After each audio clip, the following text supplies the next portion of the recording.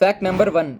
ఇదే self balancing monorail. ఇందులో చాలా అడ్వాన్స్డ్ టెక్నాలజీని వాడారు. ఒక సింగిల్ రైల్ మీద నడుస్తున్నప్పటికీ బ్యాలెన్స్ మెయింటైన్ చేయడానికి సెన్సార్స్ మరియు గైరోస్కోప్ సిస్టమ్ కంటిన్యూస్ గా ఆన్ లోనే ఉంటుంది. ట్రైన్ యొక్క స్పీడ్ పెరిగినా, టర్నింగ్ వచ్చినా లేదా సడన్ గా బ్రేక్ వేసినా ఈ సిస్టమ్ బ్యాలెన్స్ ని ఆటోమేటిక్ గా అడ్జస్ట్ చేసుకుంటుంది. Fact number 2.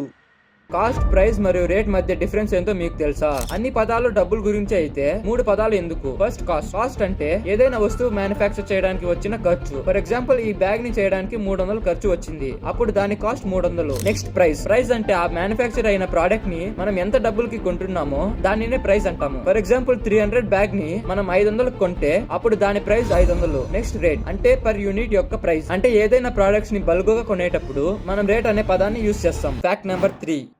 పక్షులు చనిపోవడానికి మెయిన్ రీజన్స్ ఏంటివో మీకు తెలుసా? First reason pollution. గాలిలోని కెమికల్స్, ప్లాస్టిక్ మరియు ఎయిర్ పొల్యూషన్ వాటి లైఫ్ సైకిల్ ని దెబ్బతీస్తుంది. సెకండ్ రీజన్ డిఫారెస్టేషన్, అంటే చెట్లను నరికివేయడం. చెట్లు లేకపోవడంతో పక్షులకి ఆహారం మరియు షెల్టర్ లేకుండా పోతుంది. Third reason radiation. పక్షులు డైరెక్ట్ గా రేడియేషన్ వల్ల చనిపోవు. మొబైల్ టవర్స్ నుంచి వచ్చే తరంగాలు పక్షుల దిశని గుర్తించే కేపబిలిటీని పూర్తిగా నాశనం చేస్తాయి. అందుకే మొబైల్ టవర్స్ కూడా ఒక కారణం. Fact number 4.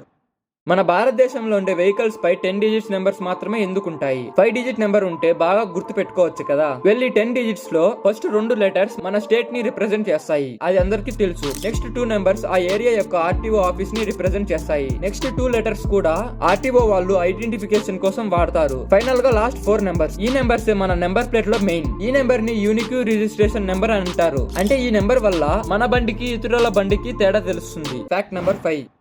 పూర్తి ప్రపంచంలో పురాతనమైన కట్టడం టర్కీలో ఉంది. దాని పేరు గోబలి టెపే. ఇది సుమారు 11,000 సంవత్సరాల క్రితం కట్టారు. ఇందులో రాయి కర్వ్స్, భారీ స్తంభాలు అన్ని మనుషులు వ్యవసాయం స్టార్ట్ చేయకముందే కట్టడం చాలా ఆశ్చర్యంగా ఉంది. సివిలైజేషన్ స్టార్ట్ కాకముందే ఇంత కట్టడం కట్టారంటే వాళ్ళ బలం, తెలివి, జ్ఞానం ఎంతో తెలుస్తుంది. ఈ స్ట్రక్చర్ ని 2024లో 7,09,643 మంది విజిట్ చేశారు. అంటే ప్రతిరోజు దీనిని చూడడానికి సుమారు 2,000 మంది వచ్చేవారు. Fact number 6. మన ఇంటి దగ్గర ఉన్న కరెంట్ పోల్ కిందికి పడిపోతే ఏం చేయాలి? ఫస్ట్ అలా జరిగినప్పుడు వైర్ నేలకు తగిలి షార్ట్ సర్క్యూట్ లేదా ఫైర్ యాక్సిడెంట్ అయ్యే అవకాశం ఉంది. అందుకే మీరు ఆ పోల్ దగ్గరికి పోవద్దు. వైర్స్ ని టచ్ చేసే తప్పు అస్సలు చేయకండి. వెంటనే 1912 కి లేదా మీ విద్యుత్ శాఖకి ఫోన్ చేసి జరిగిందంతా చెప్పండి. లైన్ వర్కర్స్ వచ్చేంత వరకు ఆ ఏరియాని ఖాళీగా ఉంచండి. ఎలక్ట్రిక్ పోల్స్ లో వేల వాట్స్ కరెంట్ ఫ్లో అవుతుంది కాబట్టి వాటితో జోక్స్ వద్దు. Fact number 7. ఒక రోజులో 24 గంటలే ఎందుకుంటాయి? దానికి బదులు 12 లేదా 15 ఉండొచ్చు కదా. భూమి తన యాక్సిస్ పై ఒక్కసారి తిరిగితే డే మరియు నైట్ వస్తాయి. చాలా కాలం క్రితం ఏన్షియంట్ పీపుల్ రోజుని రాత్రిని కలిపి 24 భాగాలుగా డివైడ్ చేశారు. 12 గంటలు డేగా, 12 గంటలు నైట్ గా. మీకు ఒక డౌట్ రావచ్చు, 12 గంటలే ఎందుకు? ఏన్షియంట్ పీపుల్ 12 గంటలనే ఎందుకు కన్సిడర్ చేశారంటే అప్పట్లో వాళ్ళకి క్లాక్స్ లేవు కాబట్టి సూర్యుని పొజిషన్ బట్టి టైం ని మెజర్ చేసేవాళ్ళు. వాళ్ళకి నెంబరింగ్ సిస్టమ్ లో 12 అనే నెంబర్ చాలా నచ్చింది. ఎందుకంటే 12 ని ఈజీగా డివైడ్ చేయొచ్చు. ఈ సిస్టమ్ ఈజీగా పని చేస్తుంది కాబట్టి అప్పటి నుంచి ఇప్పటి వరకు మనం అదే 24 గంటల ప్యాటర్న్ ని ఫాలో అవుతున్నాం. Fact number 8. మన దగ్గర ఆల్రెడీ బస్సులు, ట్రైన్లు, బైక్స్ మరియు కార్స్ అన్ని ఉండగా గవర్నమెంట్ మెట్రో ట్రైన్స్ ని ఎందుకు కడుతుంది? నార్మల్ వెహికల్స్ తో ట్రాఫిక్ చాలా పెరిగిపోతుంది, అప్పుడు ట్రావెల్ టైం కూడా పెరిగిపోతుంది. అందుకే మెట్రోస్ ని కడుతున్నారు. మెట్రోస్ కి సెపరేట్ ట్రాక్ ఉంటుంది కాబట్టి ట్రాఫిక్ అస్సలు ఉండదు, టైం కూడా సేవ్ అవుతుంది. దీనితో పాటు పొల్యూషన్ కూడా తగ్గుతుంది.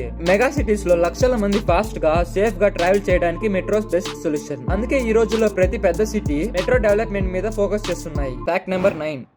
పైనాపిల్ పై ఇలాంటి షార్ప్ స్పైక్స్ ఎందుకుంటాయి? పైనాపిల్ కి ఇది ఒక ప్రొటెక్షన్ సిస్టమ్. జంగల్లో పైనాపిల్ కాయలని జంతువులు ఈజీగా తినకుండా ఉండడానికి ఈ స్పైక్స్ డెవలప్ అవుతాయి. ఈ షార్ప్ సర్ఫేస్ వల్ల జంతువులు మరియు చిన్న పురుగులు దీనిని ఈజీగా డ్యామేజ్ చేయలేవు. సో దీని వల్ల కాయ సేఫ్ గా మాగి తమ పాపులేషన్ ని పెంచుకుంటాయి. Fact number 10. హిస్టరీలో ఫేమస్ చెస్ రోబోట్ స్కామ్ ఒకటి జరిగింది. దాని గురించి మీకు తెలుసా? దాని పేరు మెకానికల్ టర్క్. ఇది 1700s లో చేసిన ఒక చెస్ ప్లేయింగ్ మిషన్. ఇందులో ఒక రోబోట్ మనుషులను ఓడిస్తుందని ప్రపంచానికి నమ్మించారు. కానీ నిజం ఏంటంటే ఆ రోబోట్ లోపల ఒక రియల్ చెస్ ఎక్స్పర్ట్ ఉంటాడు. లివర్స్ మరియు గేర్స్ మధ్యలో ఇన్విజిబుల్ గా మూవ్స్ ని కంట్రోల్ చేస్తాడు. ఇలా హిస్టరీలో డెకేడ్స్ వరకు ఈ స్కామ్ జరిగింది.